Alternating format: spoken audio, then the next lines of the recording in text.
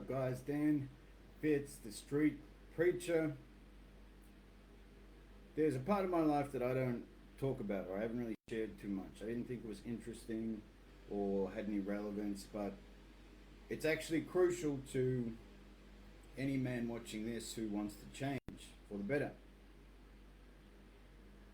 Around 21, I came back from the Gold Coast. I tried to start a fitness business, failed, came back to Melbourne, tail between my legs.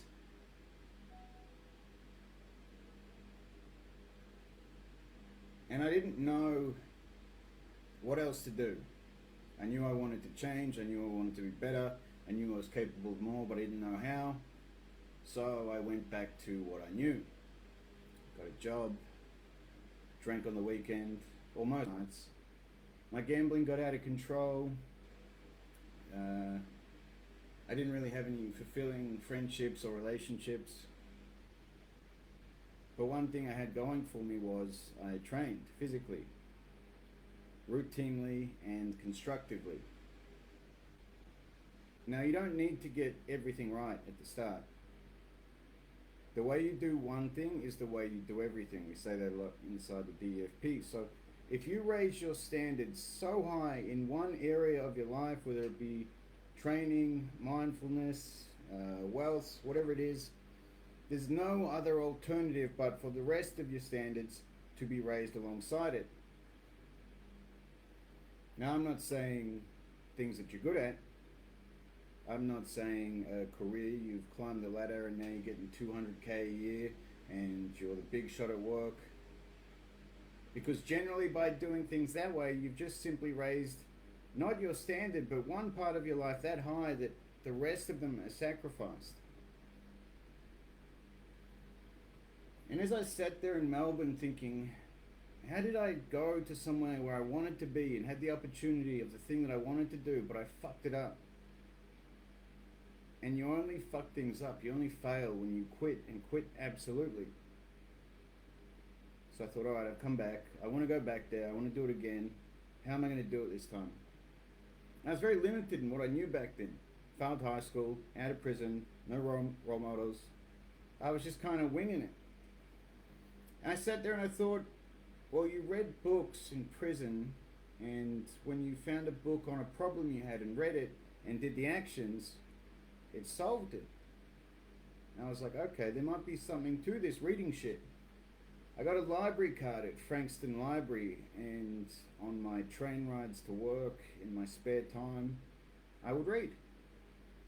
And I must have read hundreds of books in my life and picked up little nuggets, little pieces of gold that I give to the guys inside the DFP. And that is why I speak and sound like I'm highly educated. Not because I did well in school, but a large part of 21 to 23, I was in Frankston Library reading books. And instead of going out on the weekends, I found myself watching about 5 or 6 DVDs a week. Now that's boring, and it's not constructive, and I would not suggest that. But I had to find something that would stop me from going out on the weekend, because here's how bad things got. I didn't realize how depressed I was. I didn't realize how lost I was. I didn't realize how much the booze had control of me. So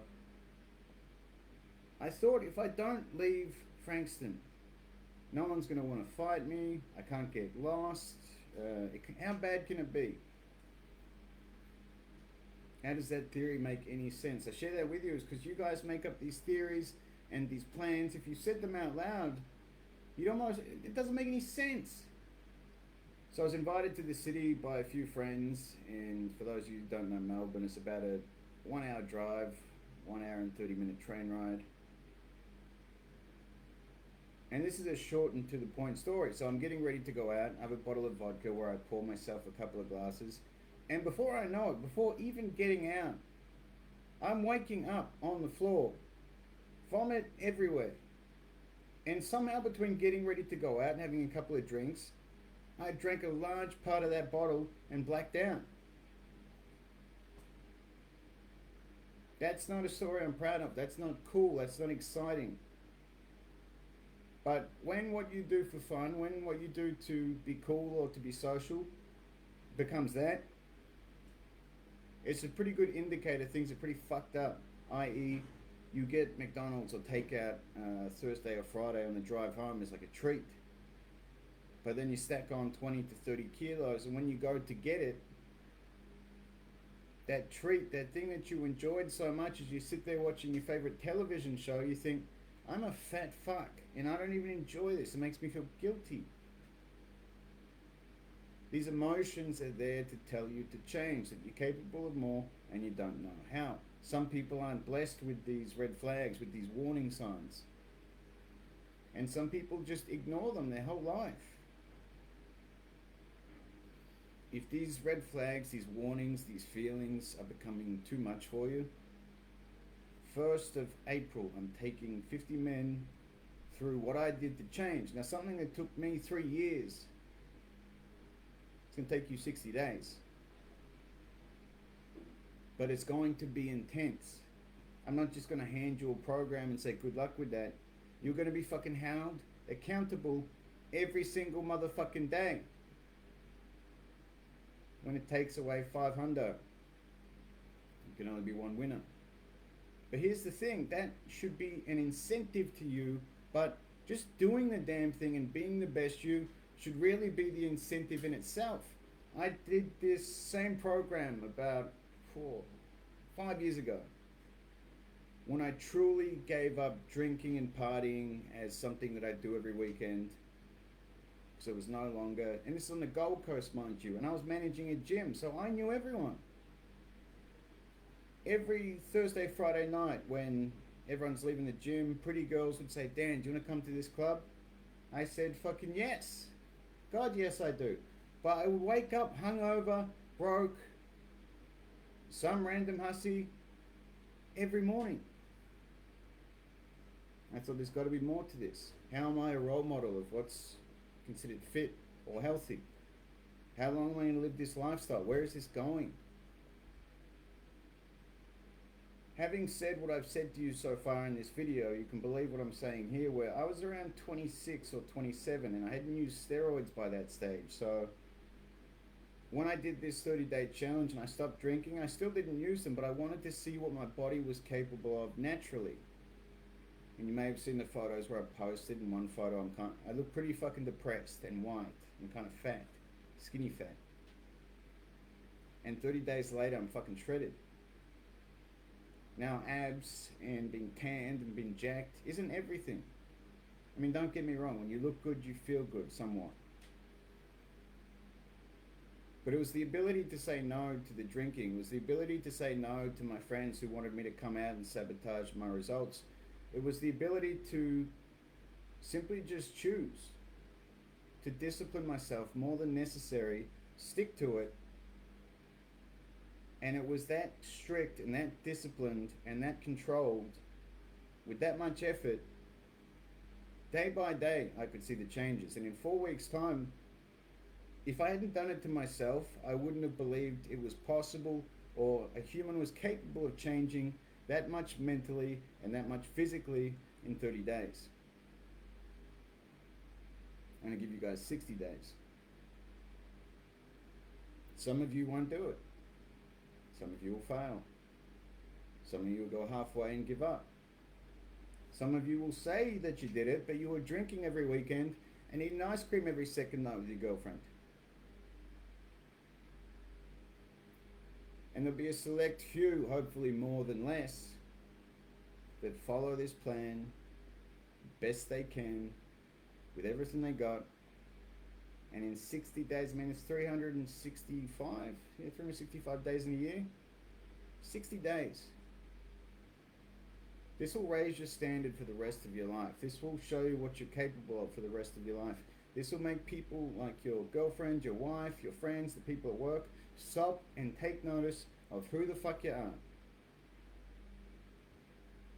Not that what other people think really matters, but the added respect and admiration from people will open a lot of doors for you. Believe that.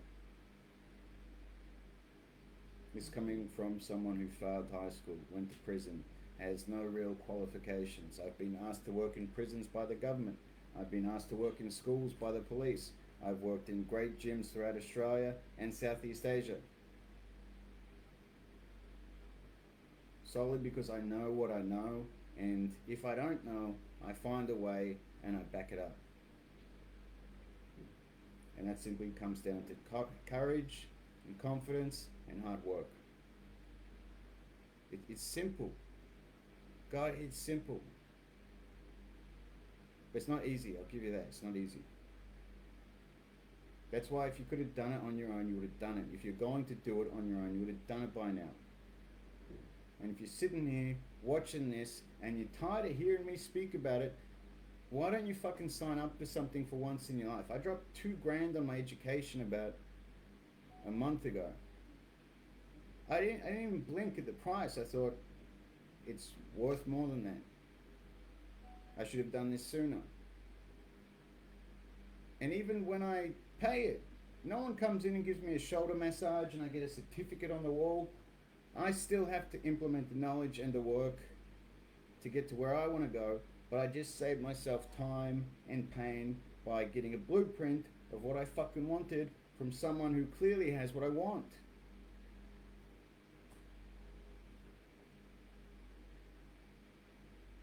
You can't get much more simple than that. I guarantee you it will be hard, not just because it's with me, but the process itself is incredibly difficult. And on your own, you'll bullshit yourself, you'll lie to yourself, you'll let people bring you back down, and before you know it, it'll be just a fucking another New Year's resolution that you fucked up. Having said that, it's the end of February. How's that going for you? So that being said, I'm Dan Fitz, the Street Preacher. Link will be around here somewhere. I guarantee you, if you commit to this, it'll be the best money you've spent in your life. It'll be the best time and energy and effort you've spent in your life.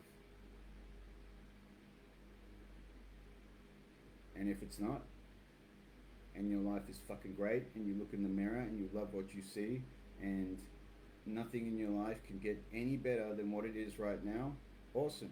Don't need it. But if you're ashamed to take your shirt off down the beach, if your girlfriend thinks you're unattractive, if you have no confidence in a social circle around strong men, if you know you're fucking lazy when it comes to work, fixing the house, being a fucking man, and it eats at you inside, so you drink and you play video games and you jerk off and you hang around with other losers who justify that level of existence, there's a good chance you need to change. And you can change. Like I said, some 15 years ago, I was watching 6 DVDs a weekend because I didn't want to have at home alone blackouts on vodka before I even got out. I mean, if you told me some of the things you do behind closed doors, you probably want to change things pretty quickly.